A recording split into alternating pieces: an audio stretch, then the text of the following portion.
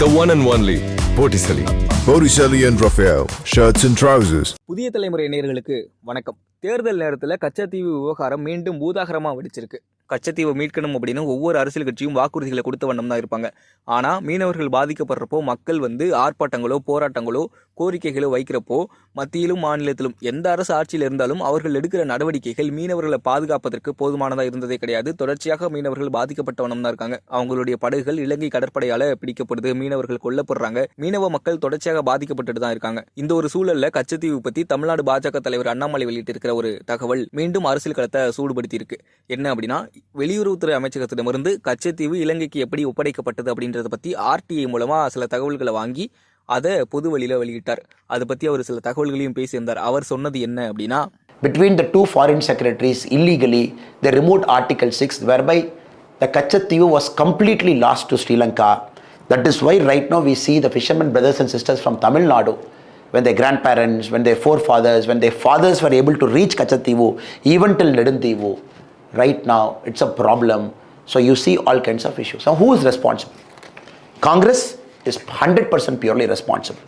Who connived with Congress? The DMK government under Kalaignar Karunanidhi, they were hand in glove with the Congress government in sealing out.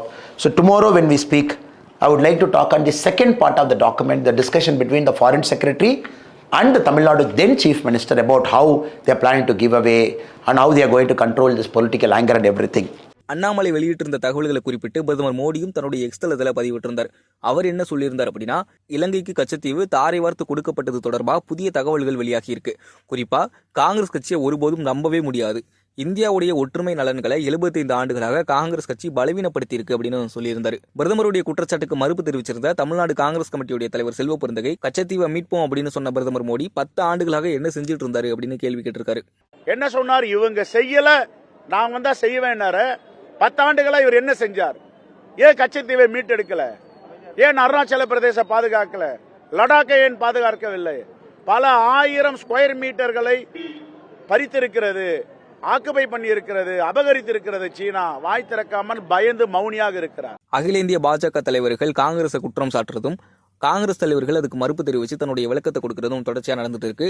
இந்த ஒரு சூழல்ல திமுக மேலேயும் குற்றச்சாட்டு முன்வைக்கப்படுது. காங்கிரஸ் கச்சத்தீவு இலங்கை கிட்ட கொடுக்கறப்போ திமுக பெருசா அதற்கு எதிர்ப்பு தெரிவிக்கல அப்படின்ற குற்றச்சாட்டு முன்வைக்கப்படுது. இதற்கு பதிலாக திமுகவினர் சொல்றது என்ன அப்படின்னா, 2016 முன்னாள் முதல்வர் கருணாநிதி சட்டப்பேரவையில முன்னாள் முதல்வர் ஜெயலலிதா தெரிவிச்சிருந்த கருத்துக்கு மறுப்பு தெரிவிச்சு இவர் ஒரு அறிக்கை வெளியிட்டிருக்காரு, அதை பாருங்க அப்படின்லாம் சொல்லிட்டு வராங்க.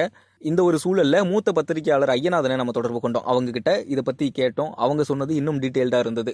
தமிழ்நாட்டு மீனவர்களினுடைய பாரம்பரிய மீன்பிடி உரிமையை கச்சத்தீவை இலங்கைக்கு கொடுத்ததன் மூலம் நாம் இழந்து விட்டோம் என்பதுதான் இந்த இந்திய இலங்கை இடையிலான 1974 ஒப்பந்தத்தில் ஏற்பட்ட ஒரு பாதிப்பாக நாம் கருதுகிறோம். தமிழ்நாட்டில் நாம் அதை கருதுகிறோம், மீனவர்கள் அவர்தான் கருதுகிறார்கள். ஆனால் பிரதமர் மோடி அவர்களும் நேற்று இதை பற்றி பேசிய திரு அண்ணாமலை அவர்களும் இன்று காலை செய்தியாளர்களை சந்தித்த இந்திய அயலுறவு அமைச்சர் ஜெய்சங்கர் அவர்களும் இதை வைத்து ஒரு அரசியலாக்குகிறார்கள். அதாவது அந்த நேரத்தில் தமிழ்நாட்டினுடைய அன்றைக்கு இருந்த தமிழக முதலமைச்சருடைய ஒப்புதலோடு தான் கச்சத்தீவை தூக்கி இலங்கைக்கு கொடுத்தார்கள் என்று அவர்கள் இதை அரசியலாக்குகிறார்கள். இதை உள்ளபடியே அக்கறையுடன் சிந்தித்தால், ஆழ்ந்து உண்மைகளை பார்த்தால், ஒரு அயலுறவு அமைச்சராக இருப்பவர் உண்மையை பேசி இருக்க வேண்டும். முதல் உண்மை, இந்திய ஒன்றிய அரசுக்கும் இலங்கை அரசிற்கும் இடையிலான அந்த ஒப்பந்தம் கச்சத்தீவு தொடர்பான ஒப்பந்தம் அல்ல. மாறாக அது இந்தியாவிற்கும் இலங்கைக்கும் இடையில் பாக் நீரிணை பகுதியில் இரு நாடுகளுக்கும் இடையே சர்வதேச எல்லையை வரைந்து ஏற்றுக்கொள்வதற்கான ஒரு ஒப்பந்தமாகும். It is to draw the international boundary line between India and Sri Lanka in the Palk Strait என்பதுதான் அது. அப்படி செய்யும் போது இந்தியாவிற்கும் இலங்கைக்கும் இடையிலான அந்த கடற்பகுதியில் 5 இடங்களை தேர்ந்தெடுத்து சமதூரத்தில் மீடியன் 5 புள்ளிகளை வைத்து அந்த 5 புள்ளிகளையும் சேர்த்து ஒரு கோடாக்கி, அதுதான் இது இரு நாடுகளுக்கும் இடையிலான சர்வதேச எல்லை கோடு என்று அவர்கள் வகுத்து அந்த ஒப்பந்தத்தை உருவாக்கினார்கள். அந்த ஒப்பந்தத்தில் அவ்வாறு வரையப்பட்ட கோட்டில் கச்சத்தீவு இலங்கை பக்கத்திற்கு சென்று விட்டது என்று சொல்லித்தான் அந்த ஒப்பந்தம் போடப்பட்டது. எனவே இது கச்சத்தீவை அளிப்பதற்கான ஒப்பந்தம் அல்ல, இரு நாடுகளுக்கு இடையே எல்லைக்கோடை போடப்பட்ட ஒப்பந்தம். இதே செல்வி ஜெயலலிதா போட்ட வழக்கில் மோடி அரசினுடைய அரசு தலைமை வழக்கறிஞர் சொல்லுகின்றார், Katchatheevu was not ceded to Sri Lanka. The question of retrieval of the island from Sri Lanka did not arise என்று சொல்லி அந்த உண்மைகளை அவர் அதை வெளிப்படுத்துகிறார். ஆனால் அந்த உண்மையை மறைத்துவிட்டு கச்சத்தீவை எடுத்து இலங்கைக்கு கொடுப்பதற்காகத்தான் இந்த ஒப்பந்தம் போடப்பட்டதை போல அண்ணாமலை அவர்களும் மோடி அவர்களும் ஜெய்சங்கர் அவர்களும் பேசுவது முதலில் உண்மையை மறைப்பதும் திசை திருப்புவதற்குமான ஒரு செயலாகும். அடுத்தபடியாக சரி, அவர்கள் கொடுத்து விட்டார்கள், அது கலைஞருடைய ஒப்புதலோடே கொடுக்கப்பட்டது என்பதை ஒரு வாதத்திற்காக ஏற்றுக்கொண்டாலும் கூட, அதனால் கடந்த 20 ஆண்டுகளில் தமிழக மீனவர்கள் 6184 பேர் கைது செய்யப்பட்டு சிறையில் அடைக்கப்பட்டு பிறகு விடுவிக்கப்பட்டிருக்கிறார்கள். அவருடைய 1175 படகுகள் இலங்கை கடற்படையால் பறிமுதல் செய்யப்பட்டு வீணாகி போய்விட்டது என்று சொல்லக்கூடிய அயலுறவு அமைச்சர் ஜெய்சங்கர் இலங்கை கடற்படையினரால் எல்லை தாண்டி மீன்பிடித்ததாக சொல்லப்பட்டு 1976க்கு பிறகு 840 மீனவர்கள் கொல்லப்பட்டதை ஏன் அவர் மறைத்தார்? உள்ளபடியே மீனவர் வாழ்க்கையில் உங்களுக்கு அக்கறை இருந்திருந்தால் கொல்லப்பட்டதை பற்றியும் சொல்லியிருக்க வேண்டுமே, ஏன் சொல்லவில்லை? சரி, மீனவர்கள் 6184 பேர் கைது செய்யப்பட்டார்கள், விடுதலை செய்யப்பட்டார்கள். நான் கேட்பது என்னவென்றால், இந்த படகுகளை கைப்பற்றி பறிமுதல் செய்து அதை வீணாக்குவது என்பது எப்பொழுதிலிருந்து இலங்கை அரசு நடைமுறைப்படுத்துகிறது? நீங்கள் ஆட்சிக்கு வந்த பிறகு உங்களுடைய கட்சியை சேர்ந்த சுப்பிரமணியம் சாமி என்கின்ற நாடாளுமன்ற உறுப்பினர் அவர் போய் இலங்கையினுடைய அதிபரை சந்தித்து இவ்வாறு எல்லை தாண்டி மீன்பிடிக்கக்கூடிய மீனவர்களை விடுவித்து விடுங்கள், அவருடைய படகுகளை பறித்து வைத்துக் கொள்ளுங்கள் என்று சொன்ன அந்த ஆலோசனை ஏற்றல்லவா அந்த நடவடிக்கை தொடங்கியது. அப்பொழுது இந்திய ஒன்றிய அரசின் பிரதமராக இருந்தவரும் அயலுறவு அமைச்சராக இருந்த ஜெய்சங்கரும் ஏன் இதை கண்டுகொள்ளவில்லை, தடுக்கவில்லை? இவ்வாறு செய்யலாமா? இவ்வாறு படகுகள் எல்லாம் அவர்களால் பறிமுதல் செய்யப்பட்ட படகுகள் எல்லாம் வீணாகி விட்டனவே, அவர்களுக்கு எப்பொழுதாவது இந்திய ஒன்றிய அரசு இழப்பீடு தந்துள்ளதா? மூன்றாவது, இப்படி எல்லை தாண்டி மீன்பிடிக்கக்கூடிய மீனவர்களை கைது செய்யவோ அவருடைய வலைகளை அறுக்கவோ அவர்கள் வைத்துள்ள மீன்களை பறித்து கொள்ளவோ அவர்களை கைது செய்து சிறையில் அடைக்கவோ எந்த சர்வதேச சட்டம் இடம் தருகிறது? UN convention on law on C, UN class என்று சொல்லுவார்கள். ஐநா பிரகடனம், சர்வதேச கடல்சார் சட்டத்தின்படி fishermen go where the fish is. எங்கே மீன்கள் கிடைக்கின்றதோ அதை நோக்கி மீனவர்கள் செல்வார்கள். எனவே அவர்கள் எல்லை தாண்டுவது என்பது ஒரு நிலத்தில் உள்ள எல்லை போன்றது அல்ல, கடற்பரப்பில் அவர்கள் தெரியாமல் கடப்பார்கள்.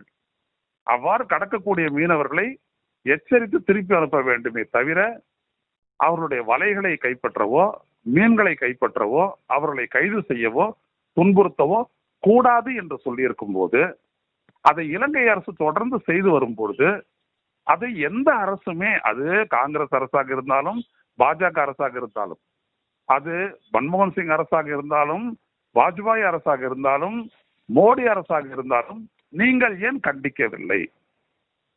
ஏன் இலங்கை அரசுக்கு எதிராக ஒரு நடவடிக்கை எடுக்கவில்லை?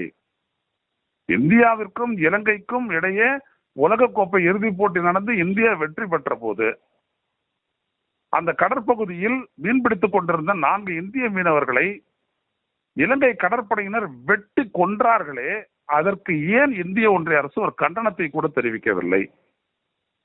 இது எல்லாம் நாணயமான செயலா? சர்வதேச சட்டத்திற்கு புறம்பாக இந்தியா இலங்கை மீனவர்களை ஒருபோதும் நடத்திராத நிலையில் தமிழக மீனவர்களை மட்டும் இப்படி அராஜகமான முறைகளில் இலங்கை அரசு நடத்தியதை ஏன் இவர்கள் கண்டுகொள்ளவில்லை? இப்பொழுதும் சொல்லுகின்றேன், நீங்கள் ஏன் கச்சத்தீவை மீட்கக்கூடாது? கச்சத்தீவு தான் கண்டென்ஷியஸ் இஷ்யூ என்றால் இரு நாடுகளுக்கும் இடையே, அதனால் தான் நமது மீனவர்கள் கைது செய்யப்படுகிறார்கள் என்றால் கச்சத்தீவை நாங்கள் திரும்ப மீட்போம் என்று ஏன் நீங்கள் சொல்லவில்லை?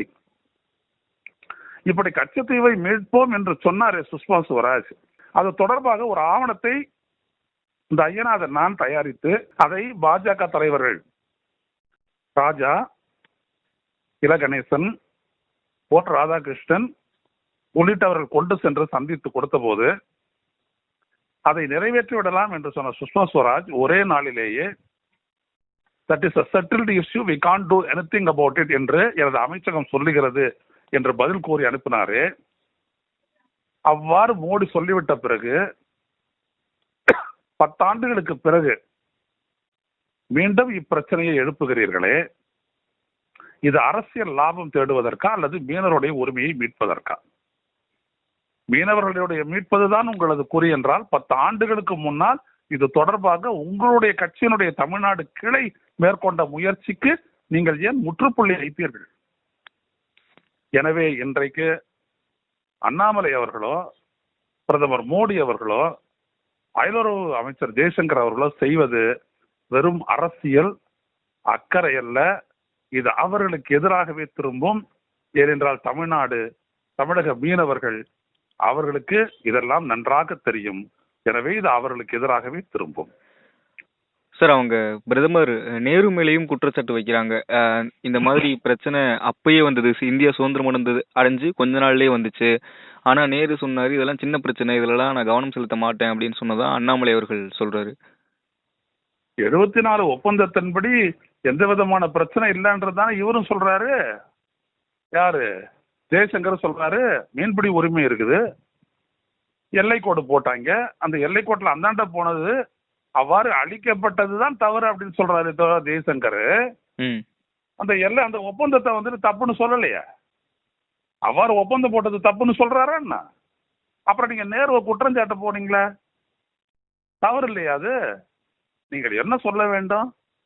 அந்த ஒப்பந்தம் போட்டதின்படி அங்கே கடற்பகுதியில் தமிழர்களுடைய பாரம்பரிய மீன்பிடி உரிமை அவ்வாறே காப்பாற்றப்பட்டிருக்க வேண்டும் என்பதுதான் இந்த அரசனுடைய நிலை என்று ஜெய்சங்கர் சொல்லுவாரா?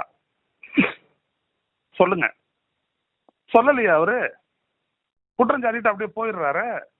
ஆக நேருவின் மீது ஒரு கரையை ஏற்படுத்த, இந்திரா காந்தியின் மீது ஒரு கரையை ஏற்படுத்த, கலைஞரின் மீது அவர் ஒரு கரையை ஏற்படுத்த இதை ஒரு சாக்காக பயன்படுத்துகிறார்களே தவிர மீனவர்களுடைய வாழ்க்கை பற்றியோ தமிழ்நாட்டினுடைய உரிமையை பற்றியோ இவர்களுக்கு அக்கறை இல்லை என்பதுதான் தெளிவு. பார்ட்டி வேர்னாலும் ஐ ப்ரிஃபர் போட்டிசலி. எங்க இருந்தாலும் நம்ம ஸ்டாரா தெரியணும் இல்லையா? வெரைட்டியான கலர்ஸ், நியூ டிசைன்ஸ், அதுக்கு மேல star look. The one and only Botticelli. Botticelli and Raphael, shirts and trousers.